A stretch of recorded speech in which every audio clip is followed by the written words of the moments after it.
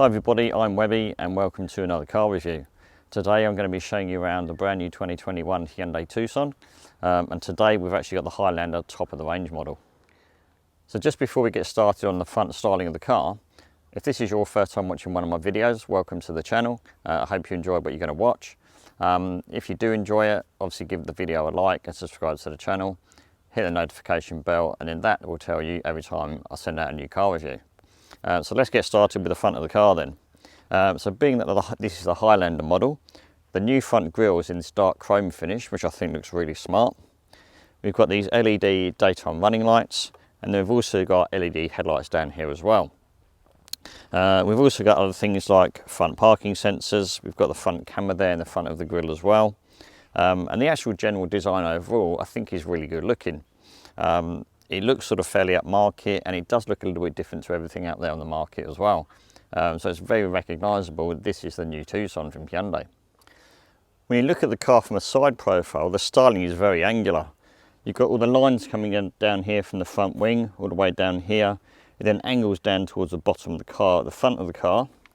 And then we've got the same at the back, where this line comes down from the bottom all the way up to the top of the door handles, and then down towards the rear tailgate.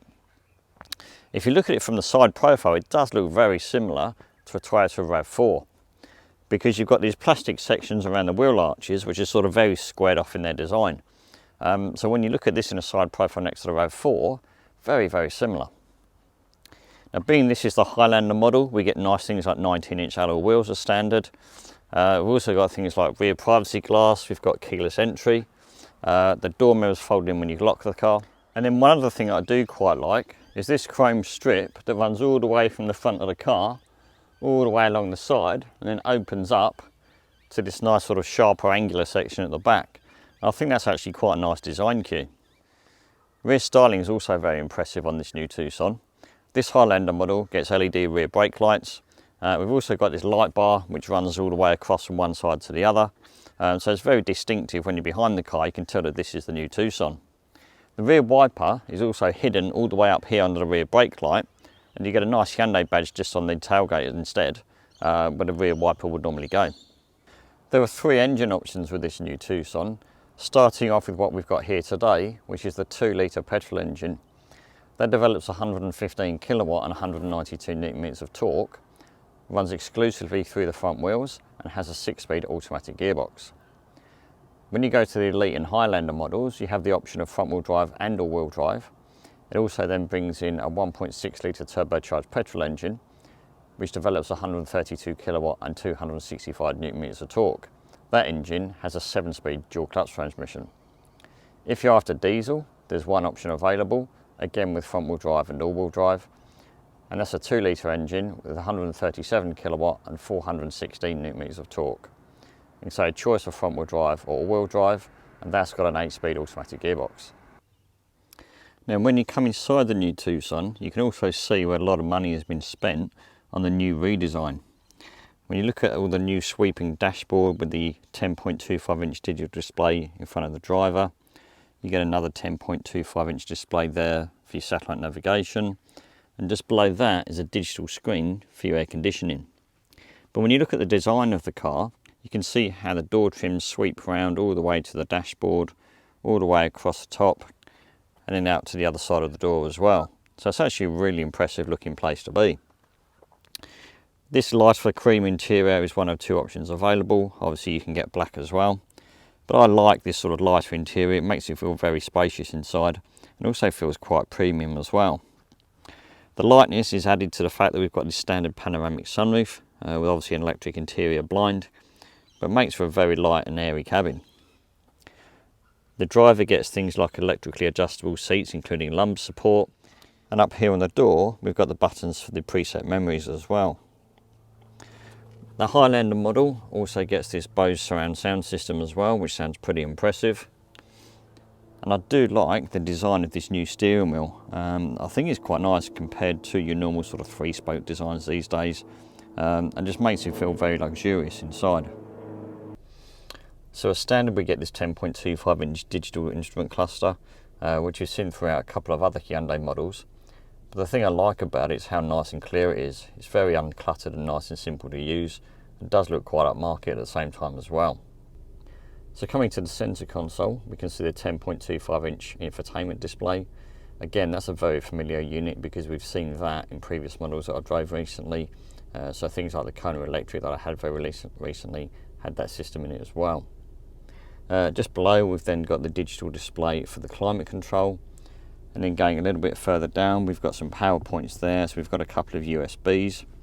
Incidentally, I found out this one on the left is the only one that will do Apple CarPlay, whereas this one on the right hand side is purely just used for charging.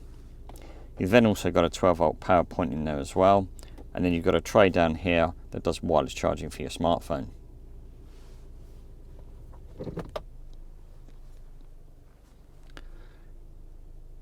We've got a standard gear selector there as normal. We've then got some buttons down in here as well. So we've got the electronic handbrake, which has got an automatic hold function. We've got downhill descent control, a button that will allow you to turn off your parking sensors, and then one that changes the view of the front and rear cameras. Now the buttons here, just by the armrest, control the heated and ventilated seats for the driver's side. We've then got the heated steering wheel, which has been fabulous these really cold mornings, and then the heated and air conditioned seats for the passenger side. This button here will open up the centre armrest, where you've got absolutely heaps of storage, which is really good. Coming into the back of the Tucson, and there's a really generous amount of space here as well. I can stretch my legs out perfectly well. I can fit my feet underneath the seat in front of me, and the visibility is really good as well. So as a rear passenger, you don't feel claustrophobic and all squashed in like you do in some other cars. It's nice to see that we've got air vents in the back here as well. And then also down the bottom, we've got a couple of USB charging points, which has been quite handy for charging my batteries for my GoPro. We've also got a couple of nets on the backs of the front seats. We've got the obligatory fold down armrest, which has got a couple of cup holders in here as well. Headspace is reasonable too, even though we've got the panoramic sunroof in this model. So it's actually a really nice place to be back here in the back. And the other nice feature that you won't find in many other manufacturers' cars in the back is you've got heated rear seats for the outer two rear passengers. And that's something that's really rare these days. Alright, so we're in and out of the cold now. We'll take this car for a drive, see what she's like.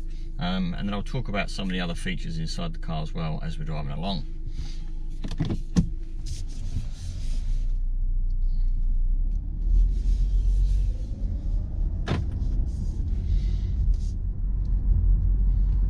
As soon as you start driving, you do feel that luxury feel that I keep talking about. It does feel very upmarket in here, and definitely a big improvement over the previous Tucson. It's actually got some nice handy little features too. With the sun visor, when you open it, you've got this section at the end that extends. So on a day like today where the sun's quite low in the sky, you can actually block out that little section there, which is always the bit that gets missed. Driving position is really nice. The seats are super comfortable. The steering wheel feels nice in your hand and it's nicely weighted as well when you're driving. And the visibility in front is really good too.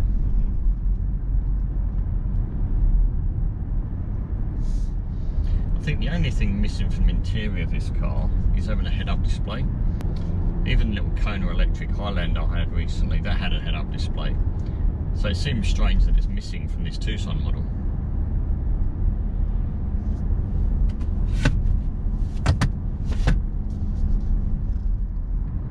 It does feel nice and quiet in here as well. You don't get a lot of road noise coming through or tyre noise coming through into the cabin.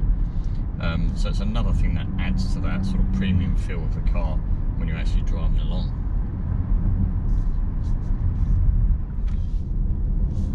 It's a very easy car to drive. The steering is nice and light, but it doesn't feel disconnected from the front wheels. There's still a nice amount of weight, so you actually know what's happening when you turn the steering wheel. Some of the things I really do like about this car is things like the heated seats, the heated steering wheel, particularly on some of the cold mornings we've had recently here in Melbourne. Safety equipment, as you'd expect, is really well covered. Autonomous braking, lane keeping aid, adaptive cruise control, blind spot monitor, front and rear cameras, rear sensors, front sensors, It really has got everything covered. It's even got 7 airbags, with 1 airbag popping up between the front 2 seats. There are a couple of bits that annoy me about this car though, and not just the lack of a head-up display. Hyundai's lane keeping system is a little bit over-eager to keep adjusting the steering wheel as you're driving along, so I tend to turn it off because I do find it quite annoying. But to turn it off, every time you want to do it and every time you get in the car, you've got to go into the menus on the infotainment screen to actually turn it off every single time, which does get a bit tedious if I'm honest. Around town, this 2-litre petrol engine is actually not too bad, but when you get out on the freeway, it does definitely lack a little bit of grunt to keep you going. When you're joining in the freeway, when you want to do overtaking or going up a hill, you definitely feel like you need a bit more power. The 1.6 turbo would definitely give you that extra power that you need, but my choice would be the 2-litre turbo diesel, because of the extra torque you get from the engine, whilst at the same time you get decent fuel economy. As with every other Hyundai, you get a 5-year unlimited K warranty, but they also do some prepaid service plans as well, just to help keep the cost of maintenance down. I think it would also be nice if they brought out either a plug-in hybrid or a full electric version of this, to sort of challenge things like the Toyota RAV4 hybrid and other models like that, because you know, all cars seem to be going that way, plug-in hybrids, electric cars. So yeah, it would be nice if Hyundai actually brought that out over here in Australia. Pricing for this Highlander model starts at a really reasonable $46,000 plus on road costs. That's for the 2-litre engine, which we've got here today. If you went for the 1.6 turbo petrol, that starts at $50,000, and if you go for the 2-litre turbo diesel, that starts at $52,000. Remember, they're plus on road costs, so you're looking at sort of early 50s for a 2-litre, mid 50s for the 1.6 turbo, and then sort of towards the later 50s driveway for that 2-litre turbo diesel, which to me sounds really good value for money, because the amount of equipment you get on this car is standard, the warranty, the optional sort of service plans you can buy. As an overall package, it works really, really well. So the fact that it feels so luxurious and premium inside makes for a really sort of compelling argument in the mid-range SUV market. So that brings us to an end to the video for this 2021 Hyundai Tucson. If you're in the market for a medium SUV, definitely have a look at one of these. They are such a fantastic little car. I would recommend at least the 1.6 turbo petrol engine or the 2-litre diesel. They've just got a little bit more get up and go than the base model 2-litre petrol. Having said that, specification wise, fantastic, can't really fault it, excellent value for money. Definitely going to have a look at one if you are thinking of getting one of these types of car. So if you've enjoyed this video today, please give it a like. It helps YouTube recommend it to other people and helps the channel grow as well, so that would be really appreciated. There's plenty more videos coming for the rest of this year, so subscribe to the channel and hit the notification bell to find out when the next car review goes live. If you've got any comments or questions about this Tucson, please feel free to leave them in the comment sections below for me, and I'll come back to you as soon as I can. In the meantime, thanks very much for watching. I hope you've enjoyed the video, and I look forward to seeing you all in the next one.